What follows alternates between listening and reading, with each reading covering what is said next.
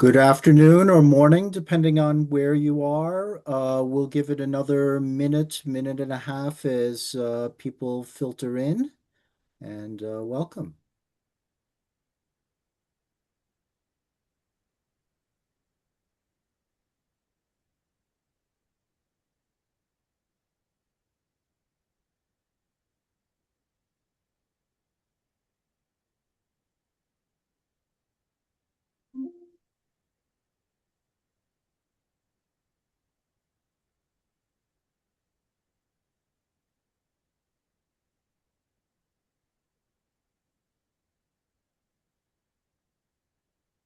Okay, let's give it another few seconds.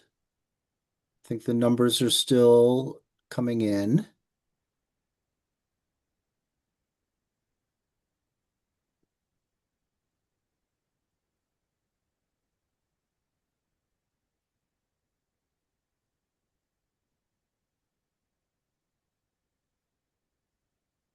Okie doke.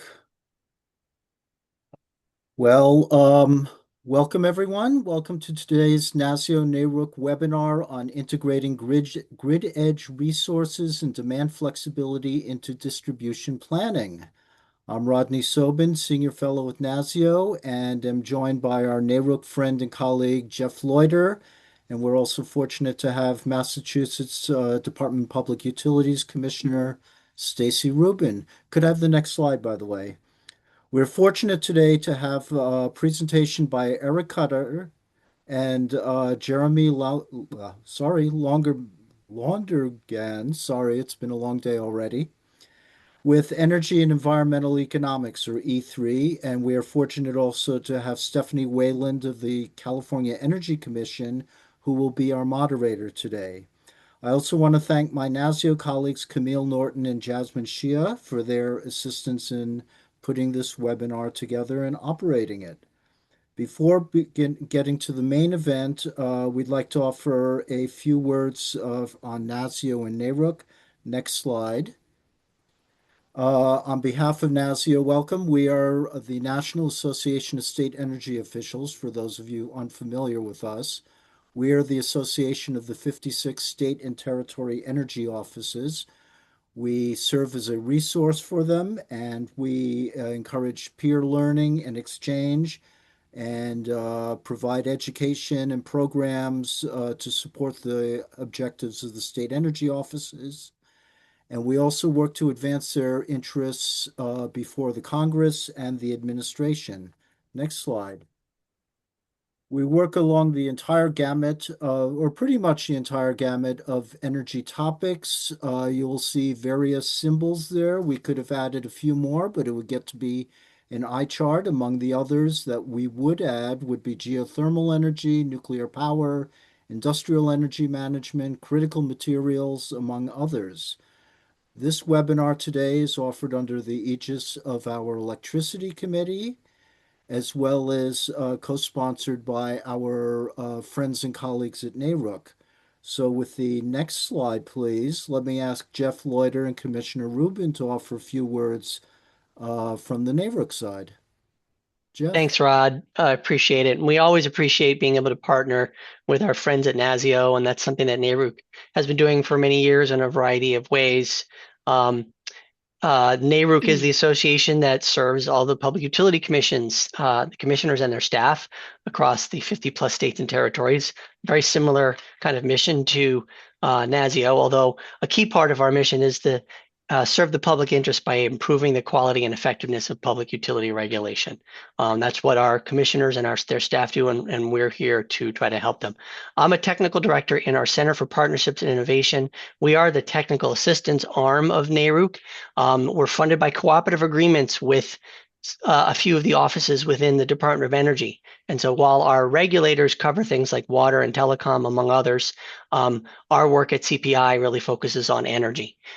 We cover as Rod said, the gamut. We cover everything from generation all the way to distribution and the customer end of things.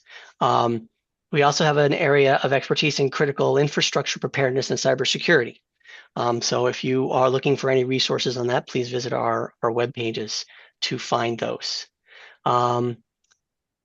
We also do our work a lot through the commissioner committees. We have several high-level committees that are focused on things topically, and one of those is the Energy Resources and the Environment Committee, and that is the committee that is sort of co-sponsoring and co-hosting this event. And with that, I'll introduce one of the co-vice chairs of that committee, Commissioner Stacy Rubin. Thank you so much, Jeff, and hello, everyone. Wonderful to see such a great turnout today. And again, thank you to NASEO for the opportunity to co-sponsor today. We always appreciate the partnership. So Jeff just explained that we have various committees in NARUC, and I'm here again representing Energy Resources and the Environment Committee. We like acronyms just like NASEO, so we are the ERE Committee. And we really serve as a venue for the state regulators to discuss ways to provide utility customers with environmentally sustainable and affordable energy services. So we have a lot of discussions on issues like energy efficiency, environmental protection, renewable and distributed resources, consumer protection, weatherization, and low-income assistance, as well as public interest research and development. I do want to just mention other leaders of our Energy Resources and the Environment Committee. So it's led by Commissioner Mike LaRosa of the Florida Public Service Commission, Commissioner Milt Dumit of the Washington Utilities and Transportation Committee, and myself. We have support from Jeff, who you already heard from today, Karen Oleski of the Nevada PUC, and Wally Nixon from the Arkansas Public Service Commission. So we've got a nice broad geographic diversity. And of course, we have members from all over the country. So I just wanted to give a brief statement about why this is an important topic that we are discussing today for Massachusetts. So in Massachusetts, where I'm one of the 3 commissioners at the Department of Public Utilities, we have climate targets that require us to achieve net zero greenhouse gas emissions by 2050. And I think that several of you are from states that have some similar climate either goals or targets. So we have an overarching state document. We call it the Clean Energy and Climate Plan. We have a 2030 version and a 2050 version. Those really act as roadmaps for our state to meet our greenhouse gas emissions reduction targets. And really our dominant state building and transportation decarbonization strategy is electrification, which is noted in that Clean Energy and Climate Plan. So today's webinar is going to discuss the impacts on distribution rates from investments that support electrification. So just as the Public Utility Commission commissioner, I am really eager to understand the impacts to ratepayers of various actions that also support greenhouse gas emissions reductions. And I just want to say that in Massachusetts, we have a variety of priorities that we have to balance. 4 of those are fairly traditional, what you might think of from a public utility commissioner. So we care about affordability, safety, security, and reliability.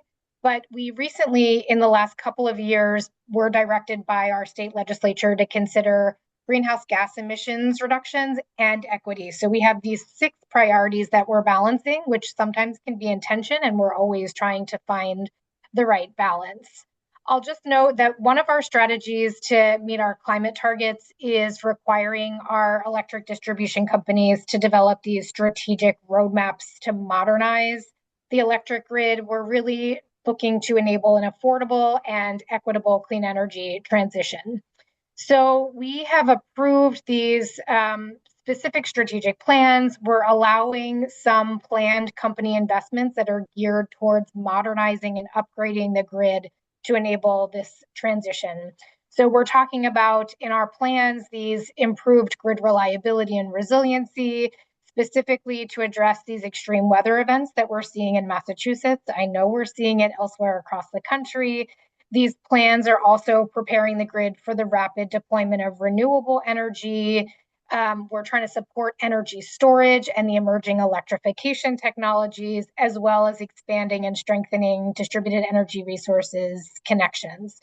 So I also just wanted to note again that bring back the equity component, as part of these electric sector modernization plans, we really wanted to focus on this equity component, and we required the utilities to work with community-based organizations and other advocacy organizations to develop frameworks for how an electric distribution company engages with impacted people as they're thinking about their operations and capital investments.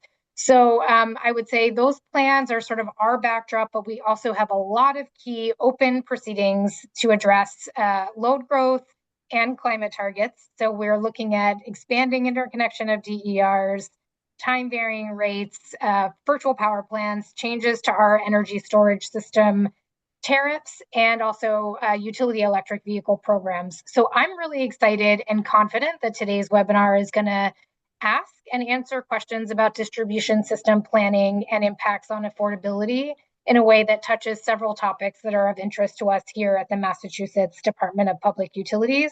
And I expect it will be of interest to other public utility commissioners as well. So I will turn it to Stephanie Wayland of the California Energy Commission to introduce our fabulous speakers and topic for today. Well, Stephanie, but before we go to Stephanie, if we can put the slides back up, I did want to go over a little bit of housekeeping. This event is being recorded, and we will post the recording and the slides. We will have a Q&A session after the presentation, so please use the Q&A box. Next slide, please. And I also wanted to take a moment to highlight a few resources, particularly the NASEO Grid Edge Solutions pages and our NASEO Electricity Committee, as well as the NARUC Energy Resources and the Environment Committee page, and highlight a few upcoming events. The NARUC meeting's coming up real soon. We have a NASEO National Buildings Summit coming up. And then you can see there some webinars and online meetings that are in the process over the summer. And with that, I will then hand it over to Stephanie to get the show on the road. Thank you. Great, thank you. So yeah, I'm Stephanie Wayland. I'm the load flexibility lead at the California Energy Commission. So the Energy Commission has been working on load flexibility, interestingly, since the mid-70s. In the charter or the law that created the CEC, part of that was the ability to have load management standards, which were really about load flexibility before anybody called it that. It was the very beginning of even energy efficiency, at least in California. So we have a goal for 7 gigawatt hours of load flexibility by 2030.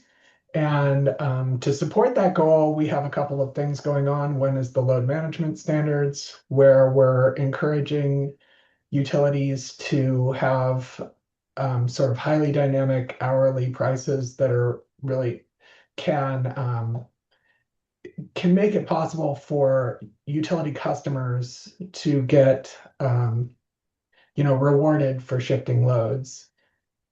Separately, we have a flexible demand appliance standards team that's working on making new appliance standards for appliances sold in California, basically requiring those to be able to do some load flexibility as part of their normal operations.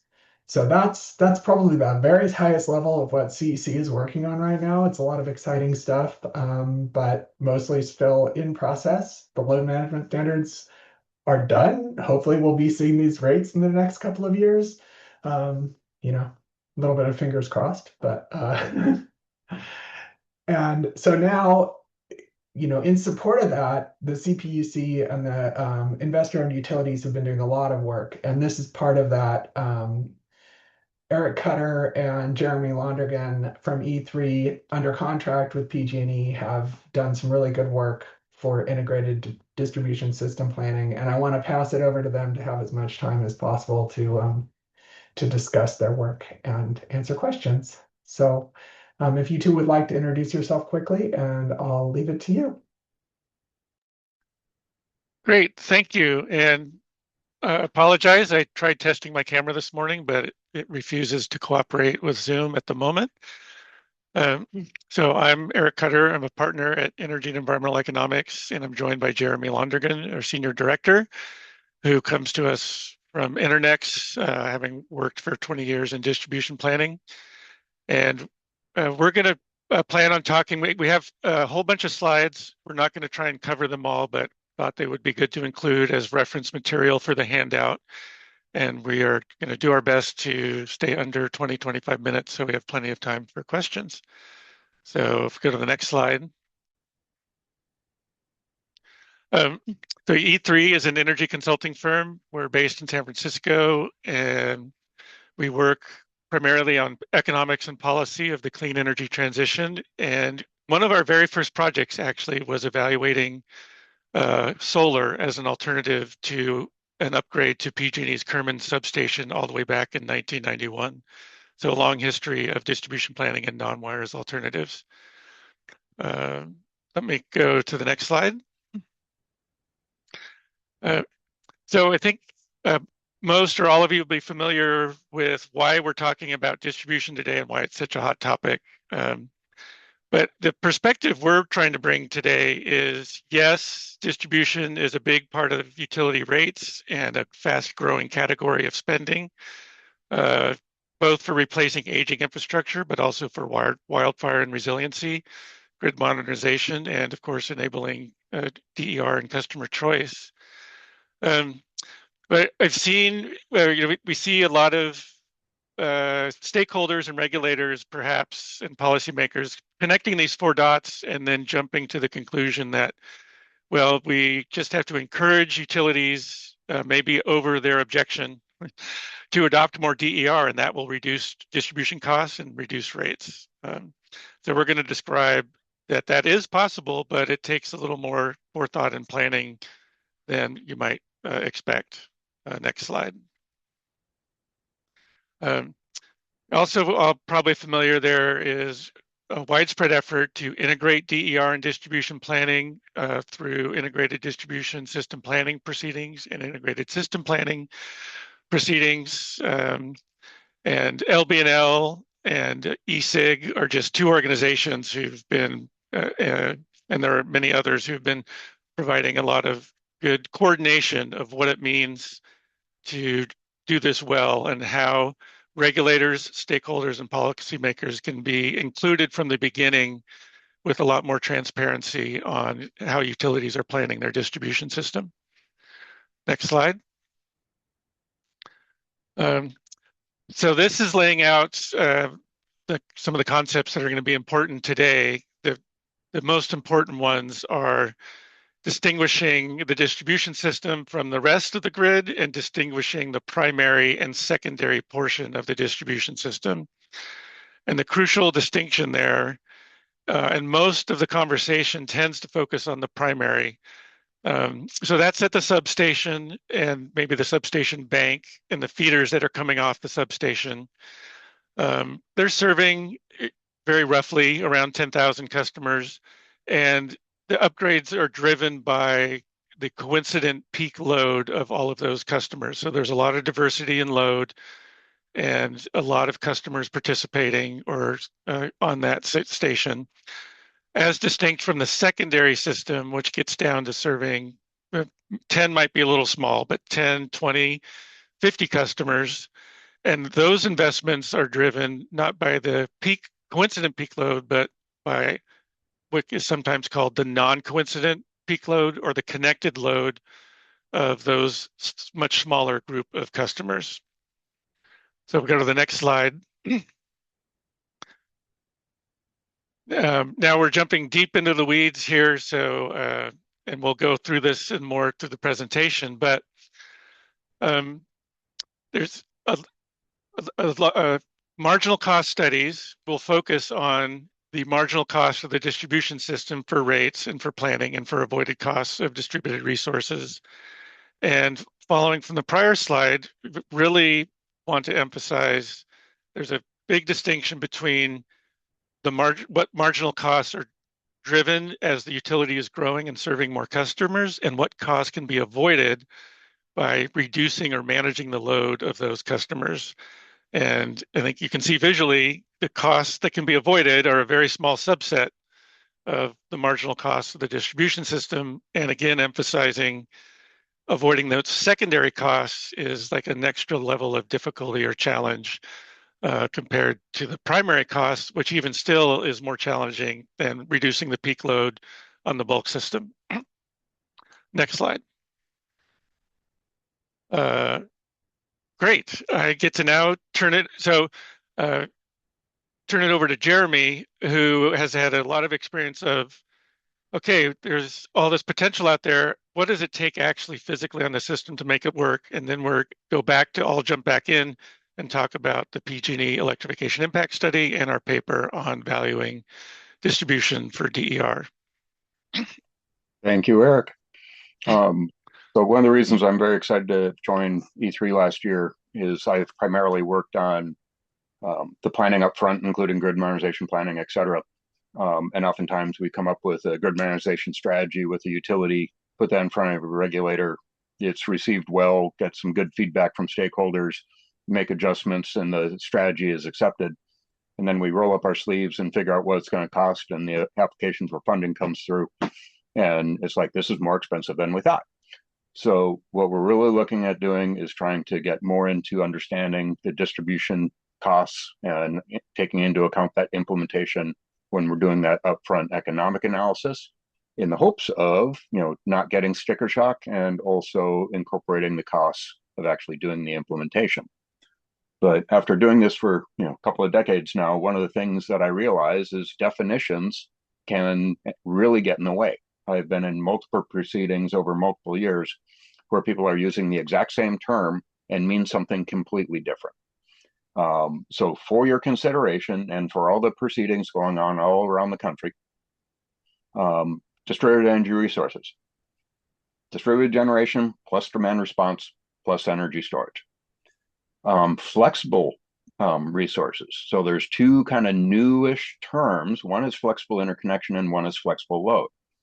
So one of the proceedings I was involved with was related to flexible interconnection. And specifically, that was distributed generation, where you would adjust the output of the distributed generation when basically you're running out of hosting capacity.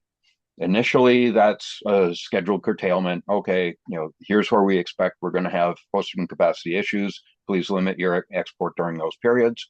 Over time, that becomes operationally dispatched, and there's a continuum of that maturity based on what type of operational systems and monitoring you can achieve.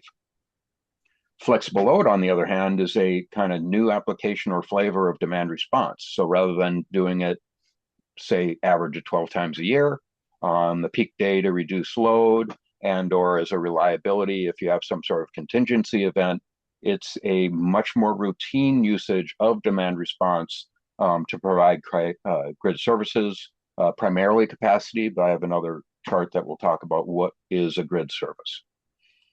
The other one is virtual power plant and non-wired alternatives or non-wired solutions. So to me, at least, a power plant is for the bulk system. So saying we're going to do a virtual power plant at the distribution system is just kind of a disconnect in terms. Whereas non-wired alternatives and non-wired solutions seem to me to be more applicable for targeted DER opportunities to defer or avoid distribution system upgrade infrastructure. And then there's a little chart of the different business models for both of those, where the VPP bid into the ISO or RTO were applicable, and or just bulk system support for utilities that don't participate in the markets. And that can either be provided by the utility itself, where the utility is talking directly to the customer DER and and organizing those aggregations, or the utility can contract with an aggregator to do so, and the aggregator is interfacing with the customer. And there's, again, a continuum between those. Or with FERC Order 719, 745, 841, and 2222, you can have aggregators directly participating in the wholesale markets. So then the aggregator just becomes a supplier into the market, just like an independent power producer.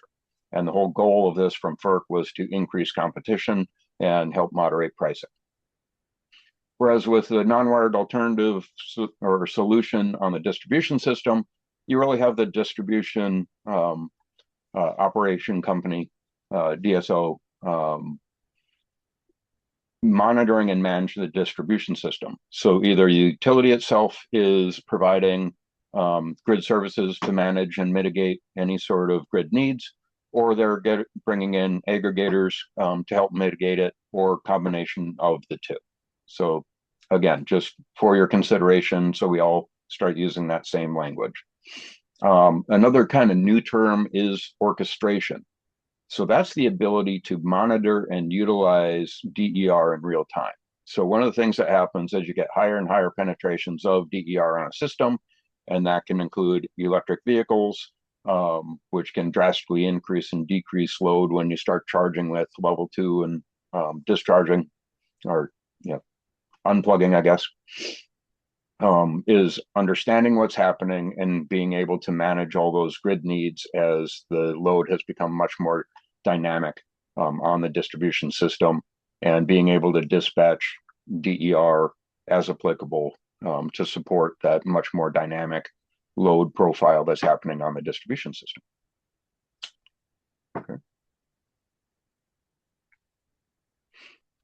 Okay. The other disconnect that I'm seeing, especially with stakeholders participating in the proceedings, is the perception of utility maturity in regards to grid modernization versus where everyone's at. And again, some of the utilities are way out in front on this and are already in the tomorrow bucket on the that row. Others are just starting to plan around the investments and decisions needed to start moving into the more modern grid. So distribution planning to date has really focused on the peak days. Like I said, there's usually around 12 of them you're planning for. They have a limited set of data from substation SCADA. Some of them have AMI, some haven't even deployed yet. Last I looked, I think 25% of customers don't have AMI yet in the country, right around that number.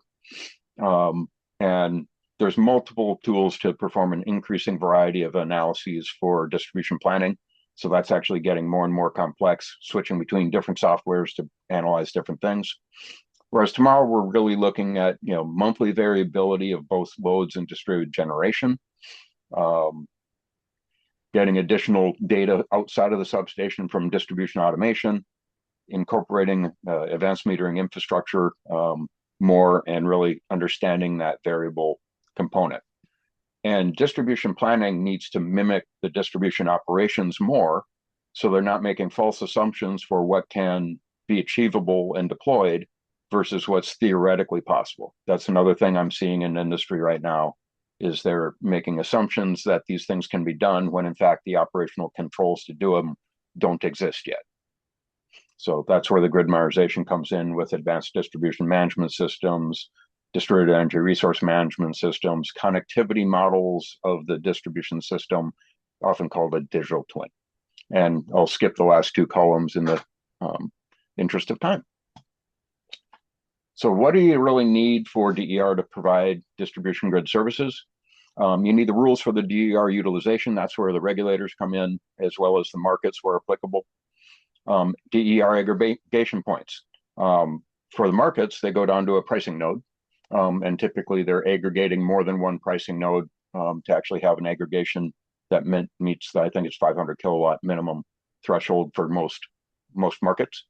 But you can have system level above 24 kilovolt, below 24 kV at the circuit or feeder, or groupings and aggregations of these, usually contiguous. If they're discontiguous, it really doesn't work as well because you're mitigating something in one spot and it has no impact on the other spot. But once you get down to the circuit and feeder, that's when you're talking distribution level grid service support. Then what does that customer incentive look like? And Eric's going to get into that with the later half of this presentation. Customer enrollment or propensity. So until you have a DER program out and running, you're making an assumption for how many customers will sign up for it. And the customer is enticed to participate through that customer incentive. So figuring out what's the value of the DER grid service versus how many customers can we enroll. Again, Eric will be touching on that. The enabling technology is where I spend a lot of my time. What do you need to make this stuff work? How does it need to be integrated? What are the telecommunication pathways and DER messaging protocols? And how does that operational systems integration need to function in order to support, where we all envision this happening. But like right now, like I said, there's a gap between what we have today and what's needed to get the DER orchestration working. And finally, the DER program management, because customers will enroll and then we'll leave a program. Customer will enroll and they will move. So then the new person in that house is not participating. So managing the dynamic aspect of move, add, change is what we term that. So a customer moves, we add a customer, something changes, and someone needs to do that care and feeding of a program. And here I'm just mentioning the DER grid services because we've been talking about grid services. So some are applicable for bulk system, some for distribution. Primarily it's capacity, but there's also hosting capacity. So with flexible interconnection and flexible load, those can be applied to mitigate the hosting capacity. So curtailment of distributed generation export and or deferring distributed generation to a battery, for example. And on distribution, you can also do voltage regulation, though I do encourage that interconnection site IEEE 1547 and the volt var and or volt watt is actually part of the interconnection agreement, because oftentimes the DER itself is causing some of this voltage instability. So increasing compensation for something that you are helping to cause may not be the best way to address that issue. And then frequency and inertia on the bulk system can also be done by DER, and that both of those are much more advanced, but the new standards actually support grid forming, and Hawaii has been doing a lot of work at the forefront of that. For your reference later, a couple of triangle diagrams or pyramid diagrams showing kind of where we're at, level of sophistication as you go up for different levels of DER sophistication and integration. And lastly, kind of the inverted pyramid for how operational DER can help defer capital investment, but only after passing NWA screening criteria, and many jurisdictions are doing really good work and figuring out, where is this feasible technically, as well as how do we evaluate the financial feasibility of the NWA relative to actual infrastructure upgrades, because it's not always going to be cheaper, just like Eric was saying. And with that, I will wrap it up and pass it back to Eric. Great.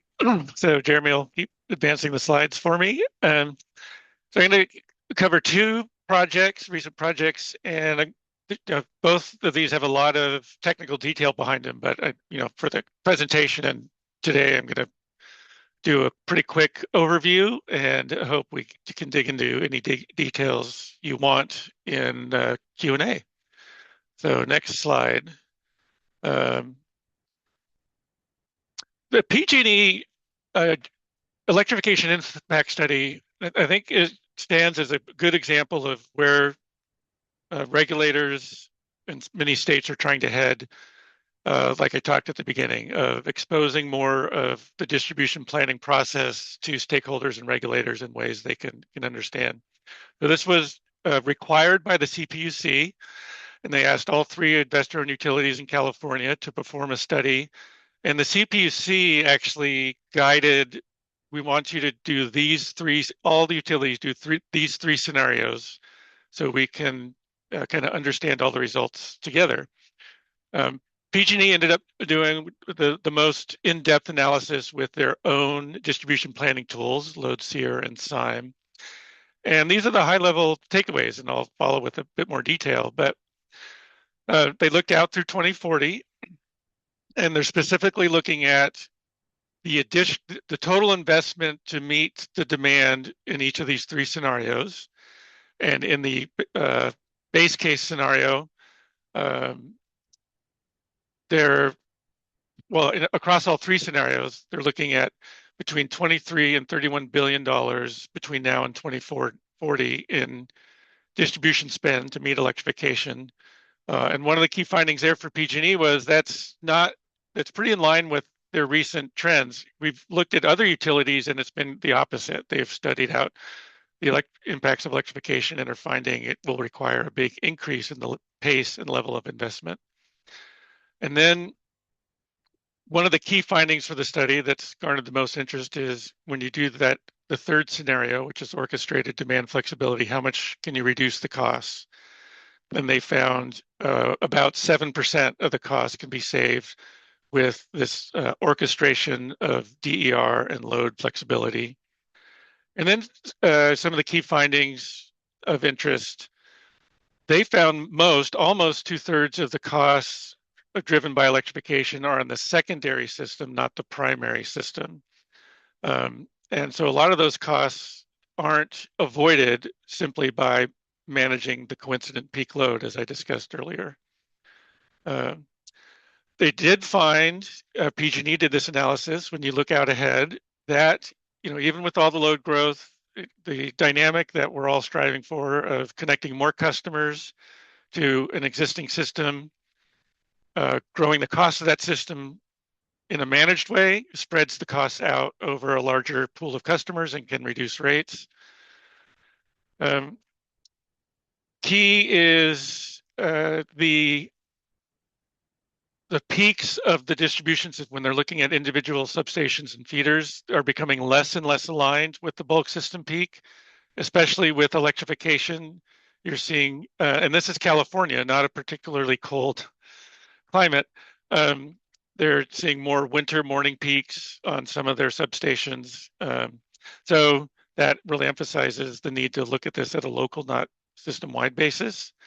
And there's a lot of discussions on load factor, which we won't get into a lot today, but they did find their utilization or load factor increases over time. Next slide.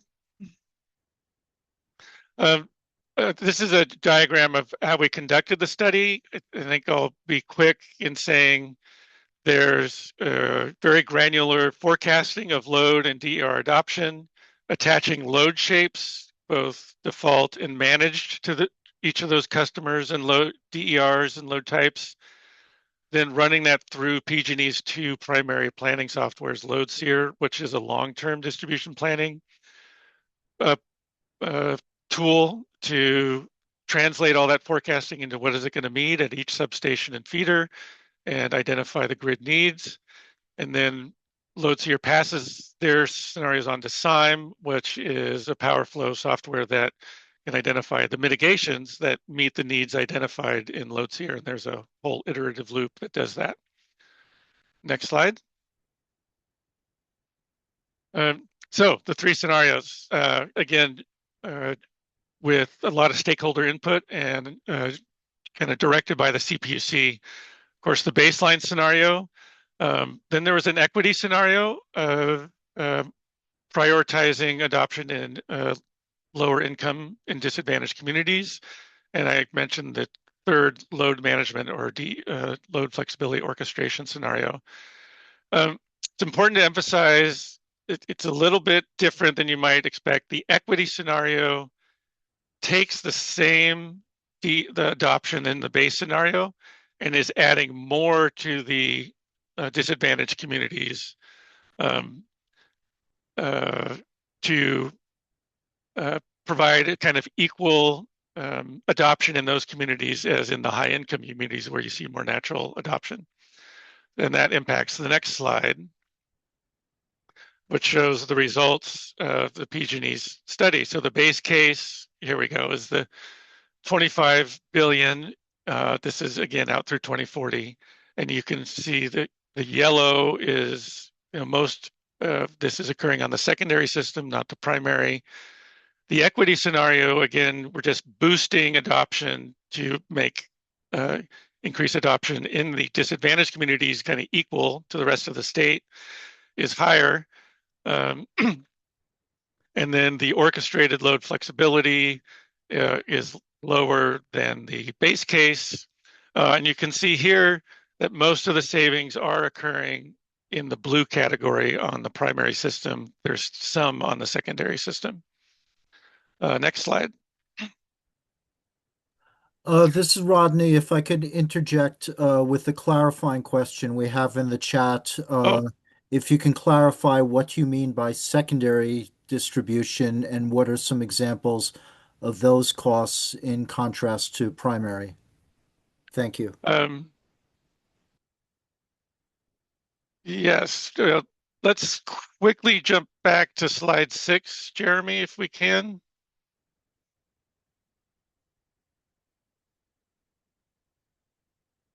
Oh, maybe it didn't make it in. I think I'm projecting slide 6. Did it not come through? Well, I have a slide 6 that has the table, or maybe the next slide. Maybe it's Here, let me do this.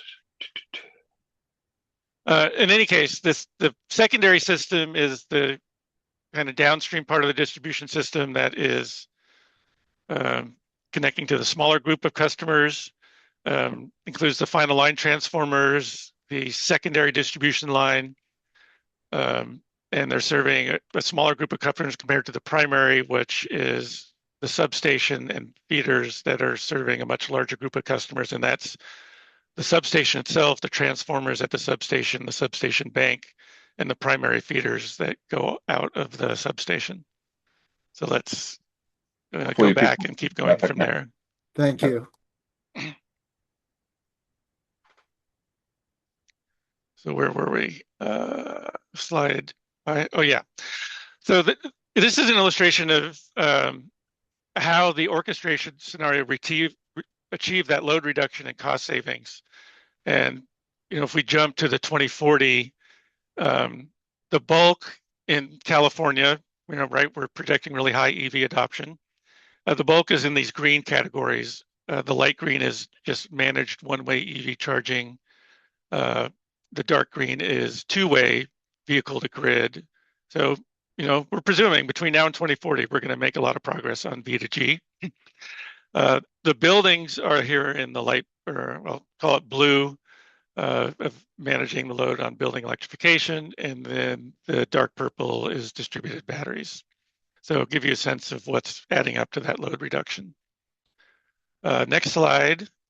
I won't go into detail, but this is PG&E's take on how they're achieving the rate reduction. And the key is you're seeing some increased rates early on because we're building a lot of infrastructure in advance of the load. But then as that load grows and the utilization increases, you get a pretty consistent decrease. And this is focused on the distribution portion of the rate. So careful, we're not like projecting 10% rate reduction across all of PG&E's rates, just a reduction in the distribution portion of the rate compared to what it otherwise would have been. And then finally, emphasizing this is looking at grid needs across California. But one of the reasons this number might be smaller than some people are hoping is, and this result has stood up on it with any utility we've worked with, that there's about 10 to 20% of distribution upgrades that have a high value or a high avoided cost potential, and then maybe 10 to 20% of those upgrades that are deferrable by distributed resources. So when you put those two together, you get about 4% of the locations on your distribution system are both eligible for deferral by DER and have a relatively high upgrade cost. Okay, now we're going to go to the next section on local value of DR, and this is a paper we've completed and sent out last week, and is a resource we'll share after this presentation. If we go to the next slide. Just emphasizing there's the dream of utilizing all these customer resources in a well-orchestrated manner to lower the distribution costs, and then the reality we've run into over and over again of doing that in practice Jeremy touched on some, but it is more complicated. We got to be honest, DER and customer behavior and getting that into the grid planning process. If we go to the next slide. But the distribution value is particularly challenging. And so one thing we're emphasizing is the distinction between planning, using DER in the VPP way that Jeremy described for the bulk system versus the non-wires way for the distribution system. And we've emphasized already, small set of feeders have potential for deferral and a high value. The peaks of those feeders vary across the system. And then the planning for the distribution system is just much more like small and lumpy compared to the bulk system.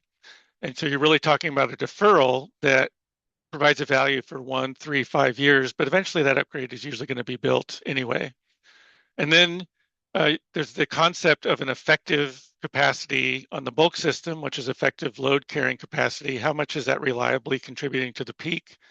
You really have to think in terms of a customer resource, and the limits on that resource. It's customer owned. When are they going to, how is their behavior going to affect when it's available, when they opt out, how long it's going to be, and how does that match against the critical hours of need on the substations or feeders? Next slide. I'm going to jump through the next two, Jeremy. These will be good background for the slide deck, but really emphasizing how distribution is harder and more complicated than the bulk system. And this means for slide 27 is the next slide. You really have to think about, as policymakers, what program meets which need. And I think the mismatch Jeremy and I are seeing and a little bit worried about is putting the distribution value on the bottom row here, provide locational capacity, trying to achieve that with a customer program that has so far been designed primarily around the bulk system. So you really, those don't necessarily match as is, and there's some additional considerations that need to be incorporated if you're going to get customers to help reduce the distribution capacity needs of the utility. Next slide. To present that visually, I described the effective load carrying capacity. This is a chart for the bulk system, but it applies equally well for the distribution system. That as you apply more and more storage or DER, it's flattening that peak. And so the next increment of storage or DER provides a lower amount of peak capacity reduction. So you start out in this case with an 83% of the nameplate capacity is reducing the peak at 2 gigawatts on this system, and it's the Southwest Power Pool.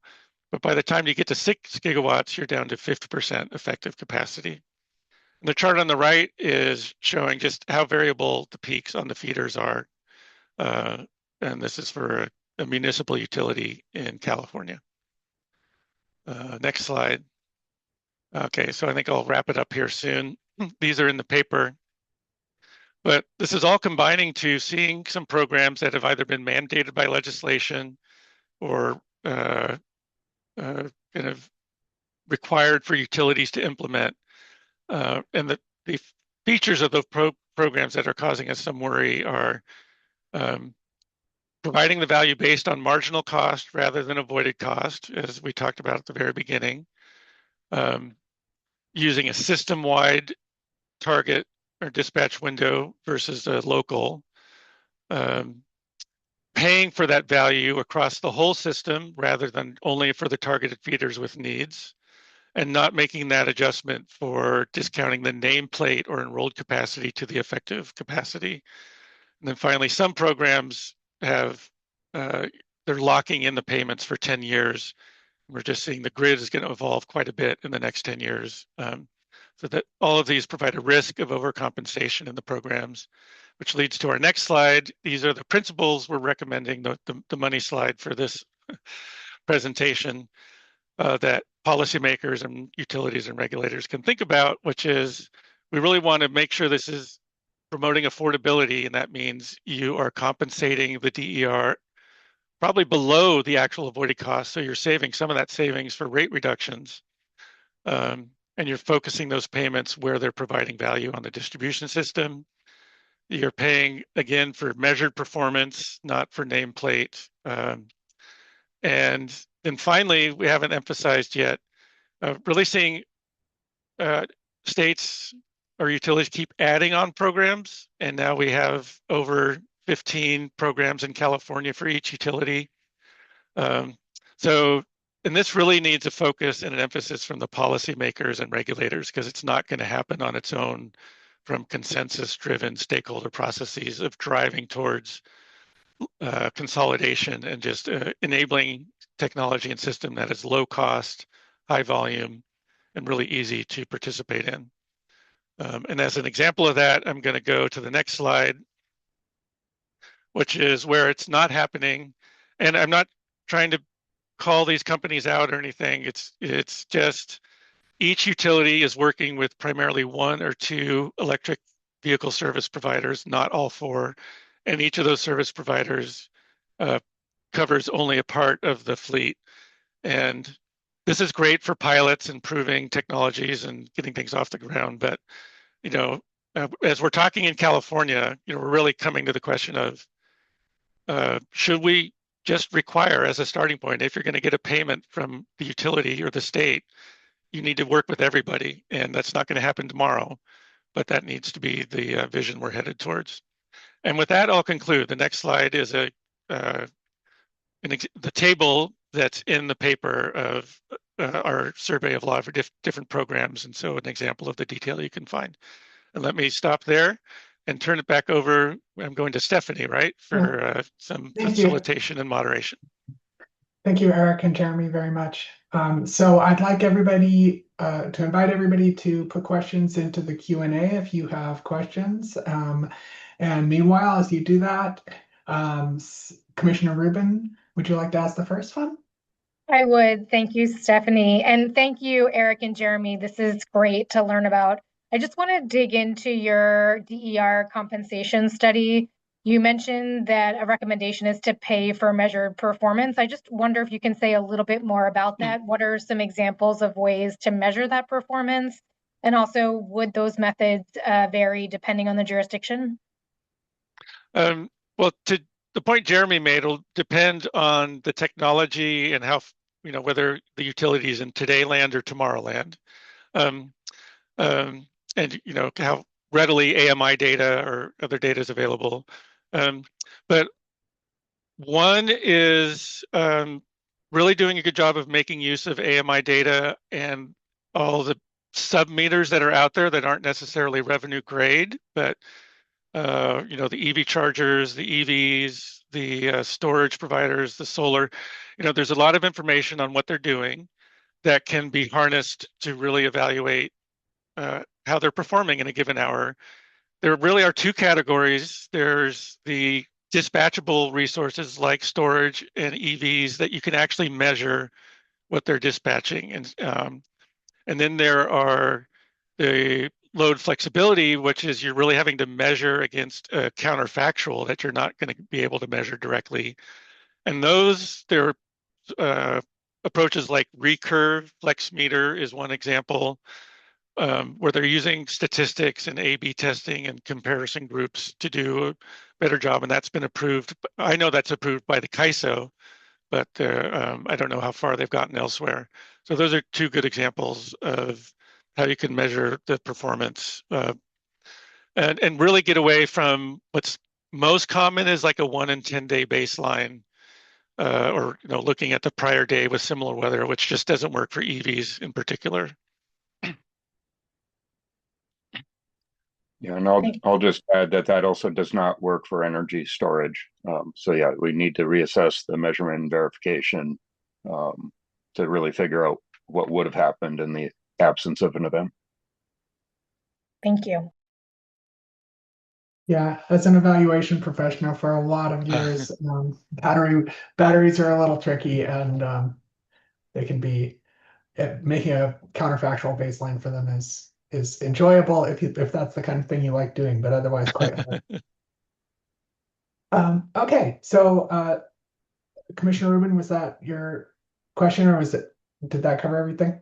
Yeah. Do you want me to dig into more? I'm not sure if there are others in the queue. No, we've got some others. I just wanted to make sure that you got it. Okay. Yeah, go ahead. You can move on to others. Thank you, Stephanie. Thank you. So we have a question from Heather Moline, and she asks if you're familiar with Xcel Energy Capacity Connect program, which is a distributed capacity program with the capacity owned by utilities. How does this program reconcile with the statement in the slides that DERs are primarily a customer value resource? And how does it shift the locational values discussed today? Yeah, so I Yeah. personally haven't gone in depth in all of these. There is a summary of Colorado, at least at the state level in the paper. But generally familiar, yeah, there's a whole range of programs. So the connection is I think the Colorado example is a good example of really recognizing from the start this is can be a customer-owned asset, and so we're going to design the program, the compensation, the baseline, and around that, so that the state is getting a confident capacity reduction value that they can pay for. So you're explicitly accounting for customer behavior. There are other programs that are really putting the control in the utilities' hands, not the customer's hands. So those are two different kind of approaches. If I could interject, actually, the Capacity Connect is Excel Minnesota, and the idea there is that the utility will own and rate base the DERs. So that's Okay, what so that's oriented towards. Yeah, and that and really, sometimes that's front of the meter and behind the meter and all that. Yeah, go ahead, Jeremy. yeah, sorry. Um, and I'm here in Minnesota, so I'll go ahead and chime in on the Minnesota. Um, so it really goes to what the infrastructure cost is and whether you're avoiding an infrastructure upgrade or deferring it with like a battery utility owned. So in the instance of utility owned DER, there's business cases around, yes, here's the wired alternative, here's the non-wired alternative with a firm dispatchable resource that we control so we can rely on it. Whereas one of the things going on in the industry right now is if I have an aggregation of a bunch of customers, how do I know it's going to perform? So a lot of times, especially with the utility scale batteries often hooked up at the substation, it gives them a firm resource they can rely upon to actually defer an investment.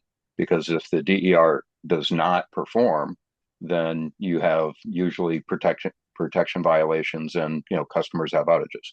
So it is appropriate, and in this instance, business case justifying it to save customer money relative to infrastructure investment.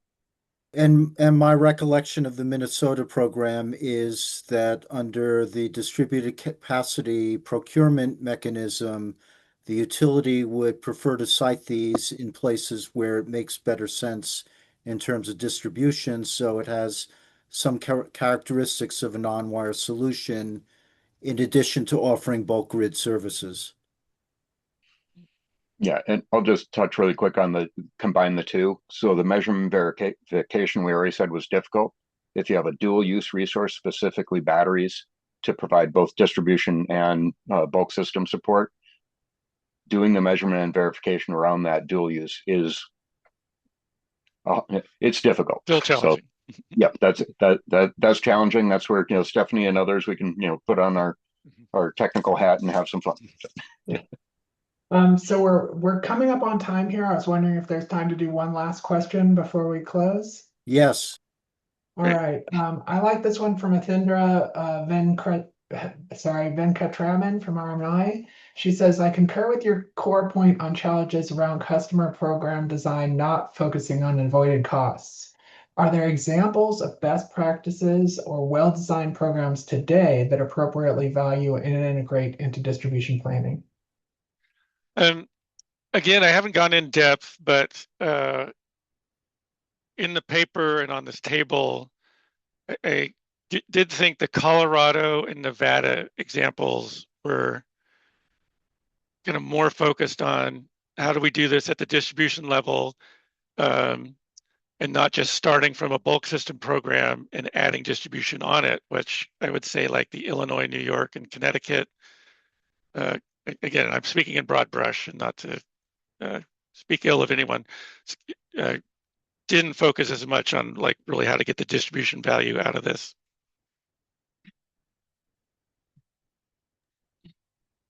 All right. Thank you. I think I can pass it back to Rodney to close. Okay, well, thank you for a very stimulated discussion. Please let us know when that paper is actually available. I think I did see a link there, but I'm not sure if that's your final version. We will post the slides and the presentation in upcoming days, maybe not immediately, but in a little bit. And we thank you all for your participation, and thank you to all my colleagues, both NASEO and NARUC, and to Commissioner Rubin for joining us. And we hope you have enjoyed this and found this stimulating, and have a good rest of the day. Thank you so much, and thanks for the opportunity. Really Great. appreciate it.